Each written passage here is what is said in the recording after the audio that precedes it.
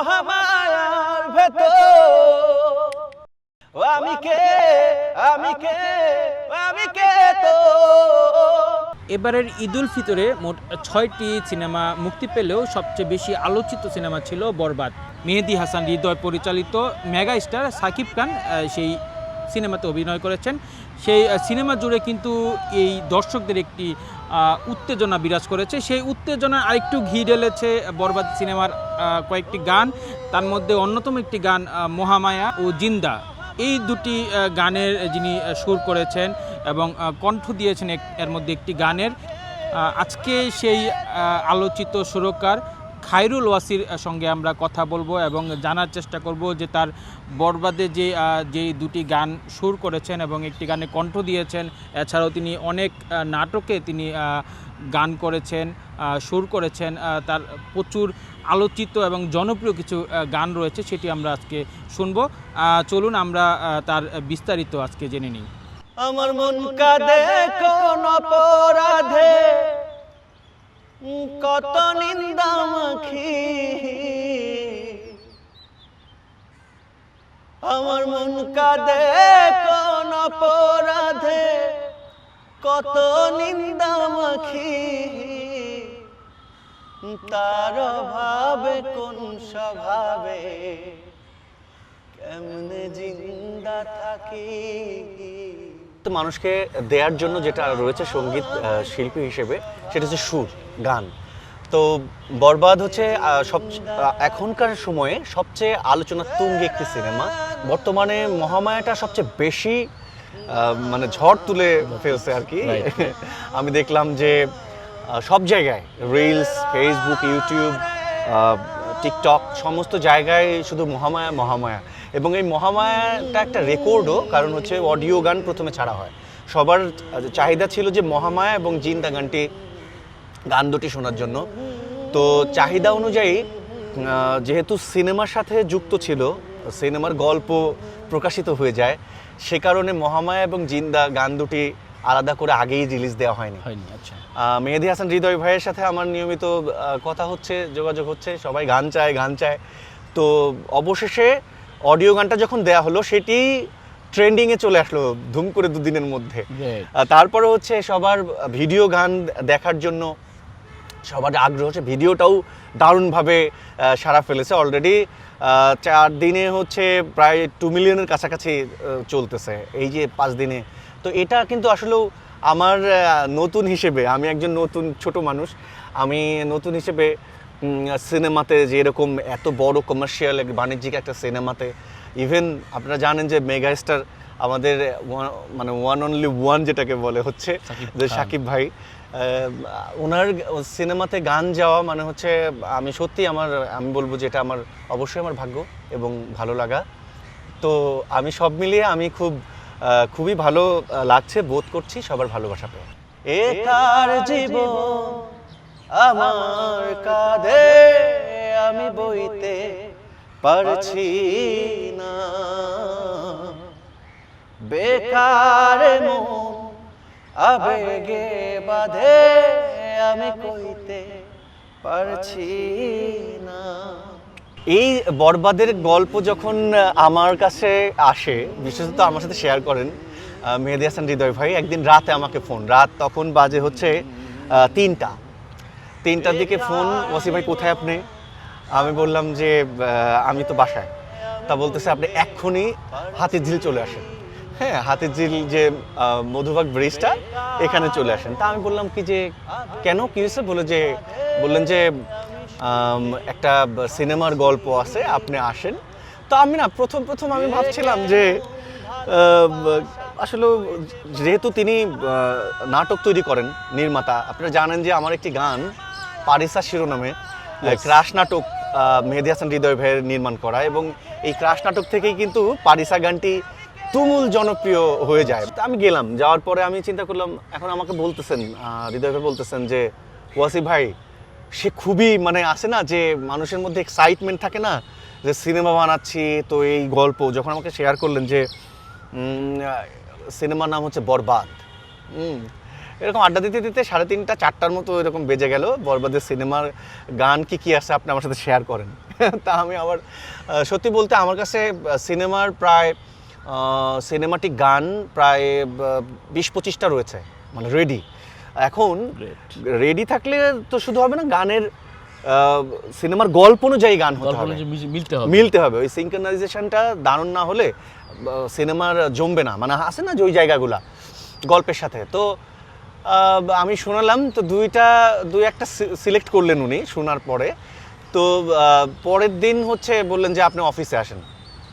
তো অফিসে আসার সময় যাওয়ার সময় আর কি আমিও তো খুব আমার মানে এত এক্সাইটমেন্ট কাজ করছে ভিতরে যে বরবাদ, শাকিব খান, ইদিকা পল সব কিছু মিলে মানে বিশাল একটা বিগ বাজেট অ্যামাউন্টের একটা সিনেমার যে গল্প শুনেছি আমি, তখনই আমার মনে হচ্ছিল যে দারুণ একটা গল্প। হ্যাঁ, তো আমি পরের দিন গেলাম ওনার অফিসে। যাওয়ার সময় আমি যে গান সিলেকশন করেছিলাম, যাওয়ার সময় সেই গানটির সুরকার আমি, কিন্তু গীতিকার আর একজন, তিনিও 21 পদক প্রাপ্ত,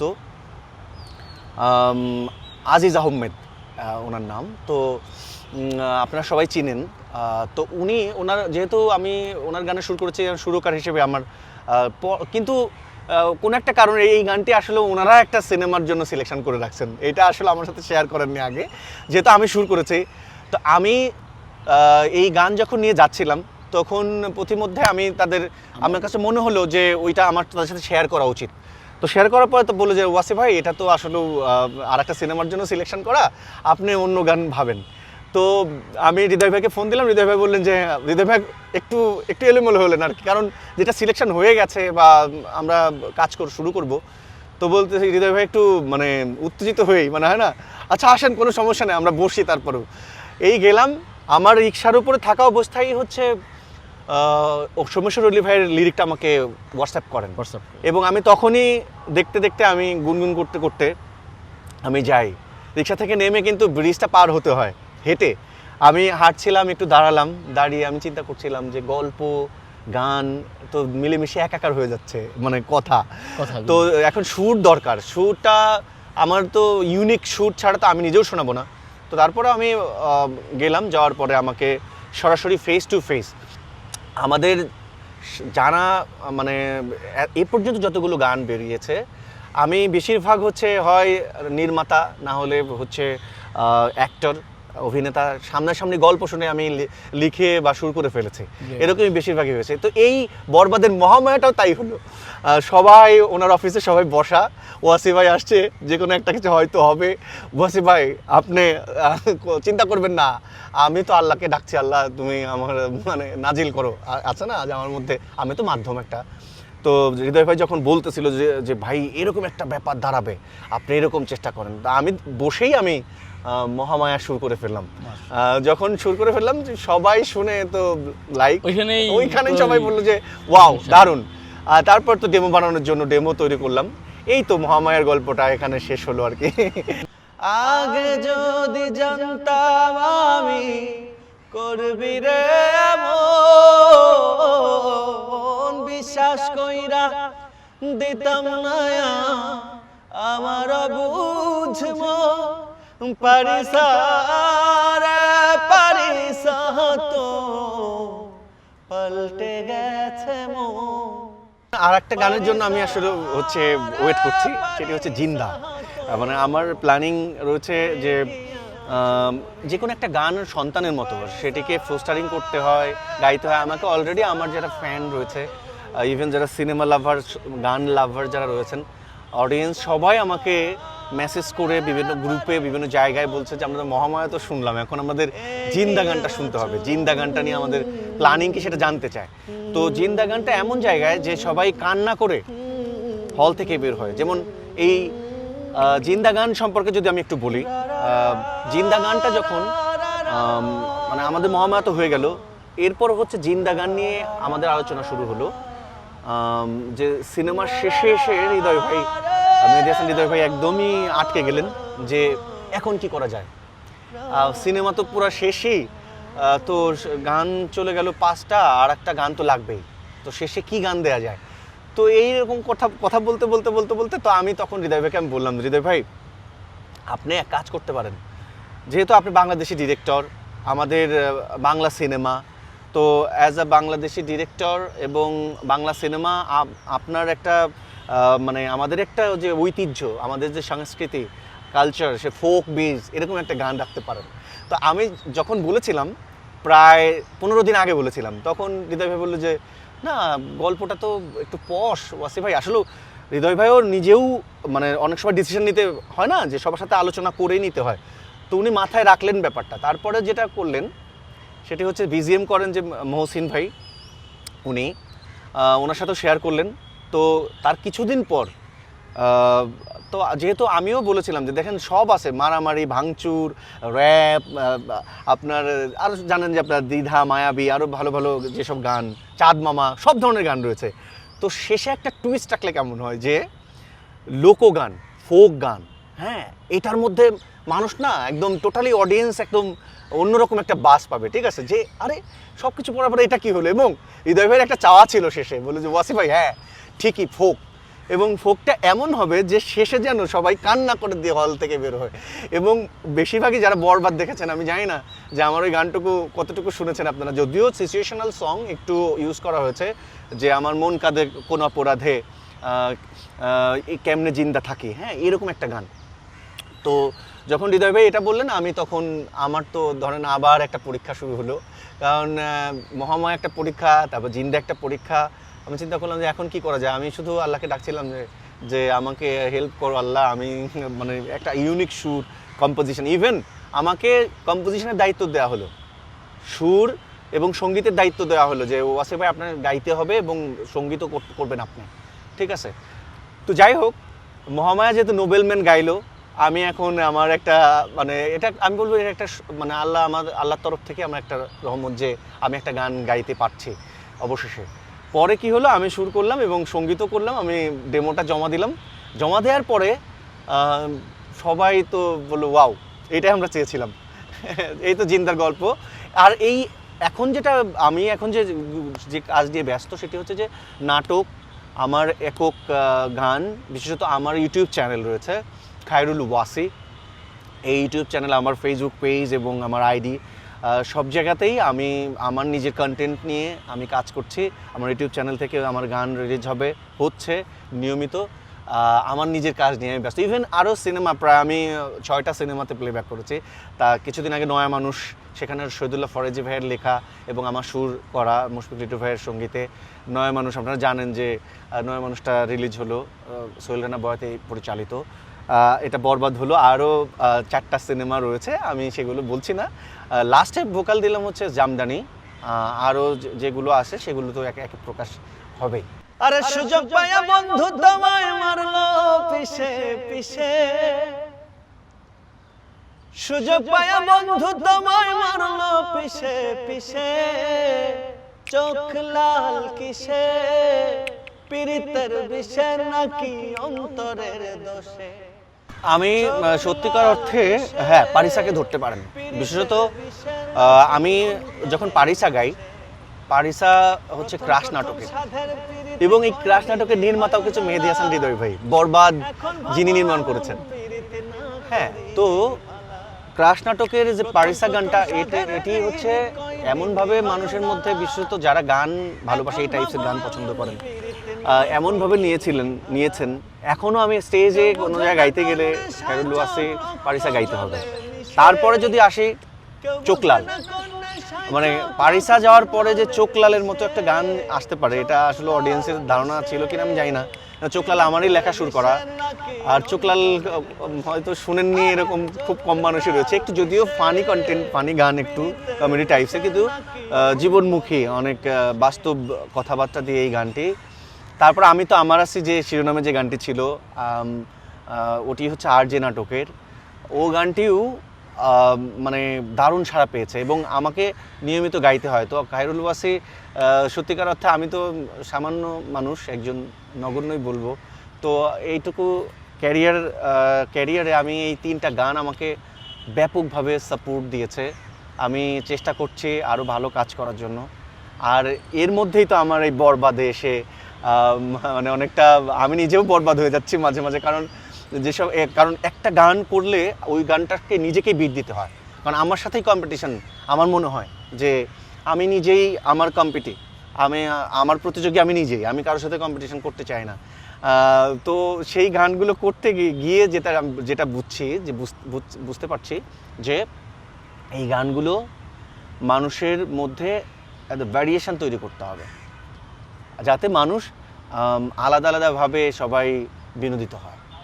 একার জীবন আমার কাঁধে আমি বইতে পারছি না, বেকার মন আবেগে বাঁধে আমি কইতে পারছি না। আমি ছায়ানটের লোকসঙ্গীতে আমি যখন ভর্তি হই, আমার ভর্তি হওয়ার কথা ছিল হচ্ছে নজরুলে। 1 বছর গ্যাপ দেওয়ার কারণে, গ্যাপ যাবে দেখে আমি অসুস্থ ছিলাম, বাড়িতে ছিলাম, যে কারণে 1 বছর গ্যাপ যাবে দেখে আমি নজরুলে ভর্তি হওয়ার সুযোগটা হারালাম। আমি লোকসঙ্গীতে ভর্তি হয়ে গেলাম। দীর্ঘ 6-7 বছরের ওখানে তালিম নেওয়া চলছে, এখনও তালিম নিচ্ছি আমি আমার মতো করে। তারপরে ওখানে আমি শিক্ষক হিসেবে আমি জয়েন করলাম ছায়ানটে, আমাকে ছায়ানটে রেখে দিল শিক্ষক হিসেবে লোকসঙ্গীতের আর কি।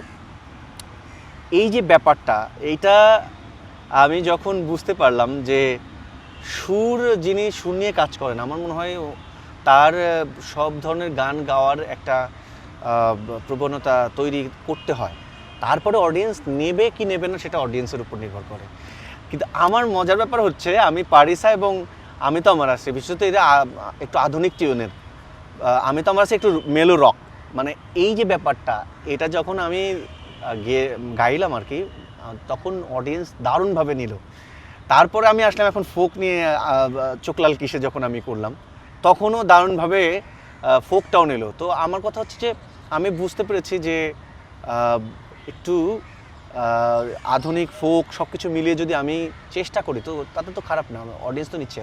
ইভেন মহামায়া, এটা যে আমাকে অনেকেই কংগ্রাচুলেট করেছে, দেশের বাইরে অনেকেই আমাকে বলেছে যে ওয়াসি ভাই এটা আপনি কি করলেন, মানে এটা যেমন মহামায়ার যে গানটা, এই গানটার যে রক প্যাটার্নের যে একদম মানে ছিঁড়ে ফিরে হয় না যে এরকম করে ফেলতেছে ব্যাপারটা, তো আমি সেভাবেই চেষ্টা করেছি। এই যে এটা আবার হচ্ছে তারপরে জিন্দাটা কিন্তু একদমই ফোক মানে মাটির গান। তো এই যে ব্যাপারটা, এটা আমি অব্যাহত রাখতে চাই, আমি সঙ্গীতেই থাকতে চাই সে সকল ব্রাঞ্চে ইনশাল্লাহ। আমার মন কাঁদে কোন অপরাধে, কত নিন্দা মাখি, আমার মন কাঁদে কোন অপরাধে, কত নিন্দা মাখি, তার ভাবে কোন স্বভাবে কেমনে জিন্দা থাকি। মায়ের 3টা স্বপ্ন ছিল, মানে সেই স্বপ্নটার মধ্যে একটা ছিল হচ্ছে ছোটোবেলায় আমি যখন রেডিও, আমার মায়ের কাছে তো হাতে করি, আমি যখন রেডিওতে মা গান শুনে আমাকে শেখাতেন, তখন আমি রুনা লায়লা ম্যামের গাওয়া যত গান আছে এই গানগুলো শুনে আমি ওনার কণ্ঠের প্রেমে আমি তখনই পড়ি। আমি তখন আমার 4-5 তখন আমার বয়স। তো আমি বলতাম যে মা এত সুন্দর কণ্ঠ, এরকম কেন, মানে মানে ভোকালের মধ্যে কি যেন একটা আছে এক্সট্রা, হ্যাঁ, যেটা মানে মানে গড গিফটেড একটা ব্যাপার, মানে মহান আল্লাহ প্রদত্ত যেটা বলি। তো আমি তখন থেকেই বলতাম, তখন আমার মা বলতেন যে তুমি একদিন গাবা, তুমি তার সাথে একদিন গান করবা। আমি না অবাক হয়ে যাই যে আসলে এটা যে আমার যে ভাগ্য, এটা আমি ভাগ্যই বলবো আমার মনে হয়। না হলে রুনা লায়লা ম্যাম হচ্ছে উপমহাদেশের জীবন্ত কিংবদন্তি। উনি ইয়াং সিঙ্গারদের সাথে গান করেছেন কিনা আমার জানা নেই। বিশেষত আমার এটা ভালো লাগার একটা বিষয় যে ইভেন আমার সুরে, আমি যখন সবুজ, মানে আমার এক ছোটো ভাই, ওর চ্যানেলের জন্য ও যখন গানটা লিখে আমাকে পাঠায়, আলামিন জমাদ্দার সবুজ গীতিকার, ওয়াসিফ ভাই এই গানটা কেমন লাগে, তো আমি সুর করার পরে তো সবুজ বললো যে আপনি কি করতে চান এই গানটা, তো আমি সাবিনা ম্যামের সাথে গান করাতে চাই। তো আমি বললাম ওরে বাবারে, সাবিনা ইয়াসমিন মানে হচ্ছে বিশাল ব্যাপার। তো ও আবার খুব কারেন্টলি দ্রুত কাজ করতে চাচ্ছিল, যে তো আমি বললাম কিছু সবুজ সময় তো কম।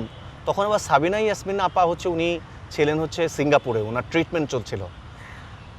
তো তখন বললো যে আহা ওয়াসিফ ভাই, তাহলে তো সাবিনা আপা তো উনি তো বাইরে, তাইলে আপনি কার সাথে করতে চান?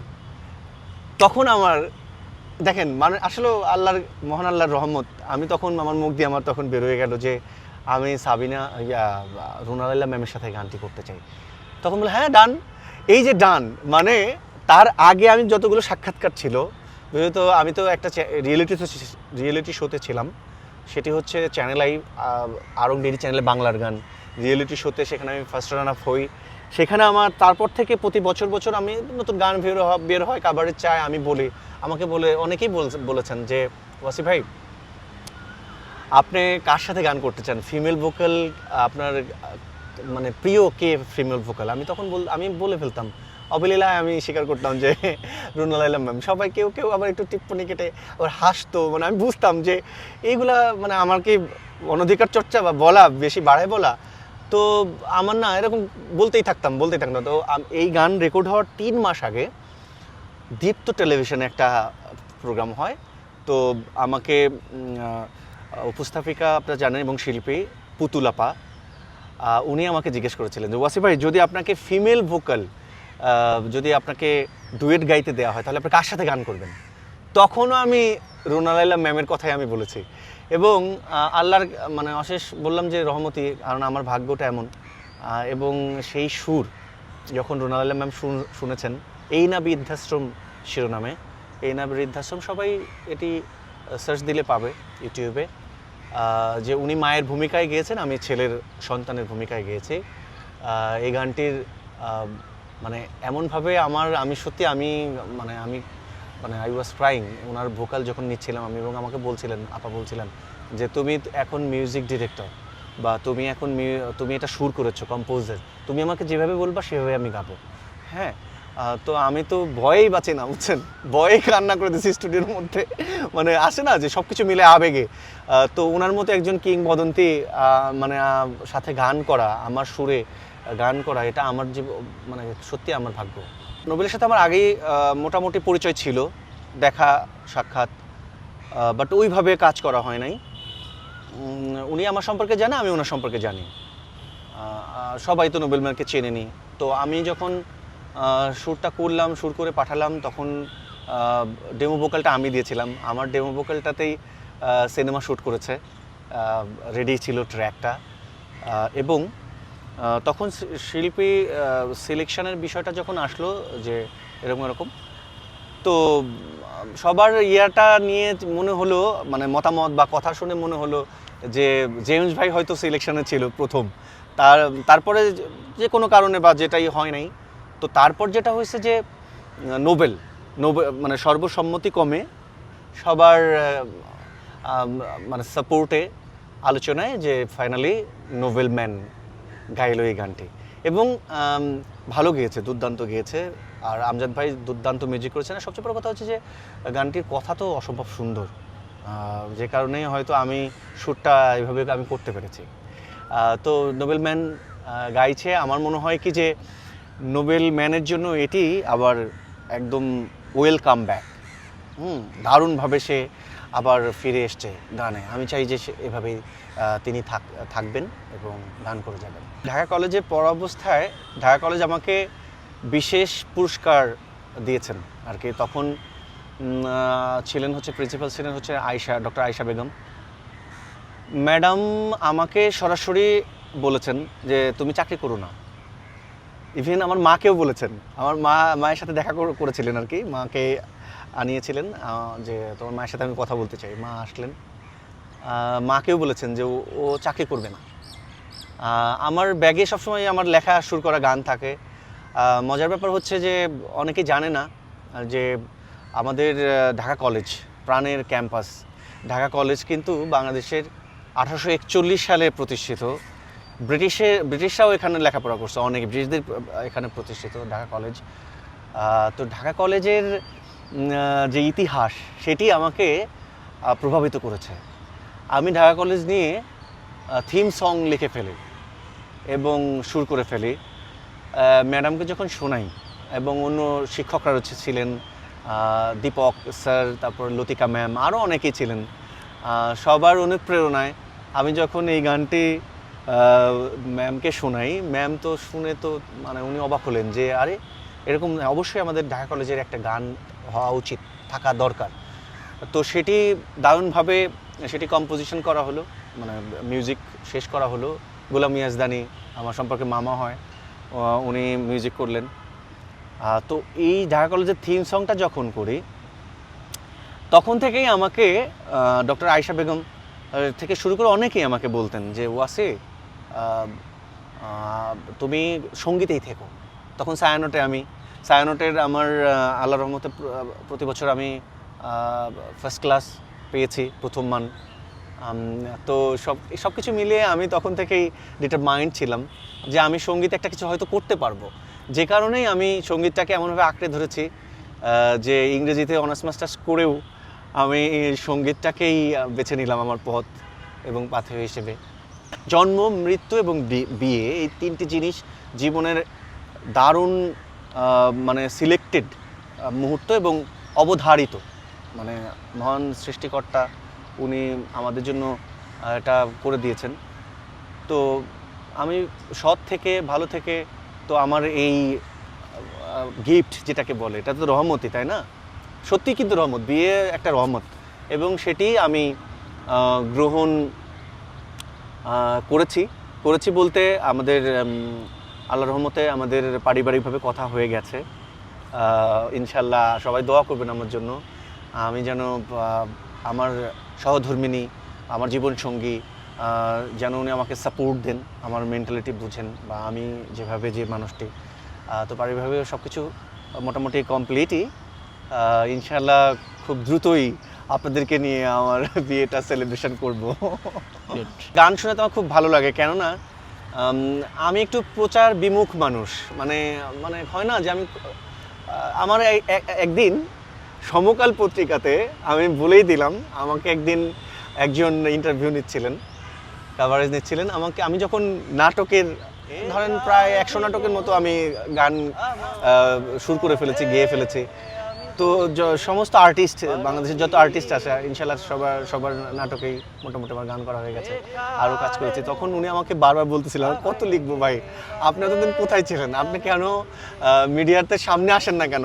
মানে উনি না অবাক হয়ে গেছিলেন, উনি বলতেছিলেন যে আমি না অবাক হয়ে যাই, আপনি এত কাজ করেছেন। তাহসান ভাইয়ের যে কল্পতরু গল্পতে ওনার 100তম ফিকশনে আমার গান ছিল, আমার গাওয়া, আমার লেখা শুরু করা গান ছিল। উনি শুনে তা আমি বললাম দেখেন আমি আসলে আড়ালের মানুষ, এভাবেই থাকাই বেটার। তো সেই জন্য বলি যে আড়ালের মানুষের আসলেও সামনে আসতে ইচ্ছে হয়। কেন ইচ্ছে হয়? যে গান শোনাতে গেলে, যেহেতু আমি গান গাই, গান করি, মানুষ অডিয়েন্স যারা আমাদের প্রাণ, যারা আমাদেরকে যারা বাঁচিয়ে রাখেন, তো তাদের জন্য তো গাইতেই হয়। এ কেমন ভালোবাসা কইতে পারছি না, মায়া মায়া মহামায়ার ভেতর আমি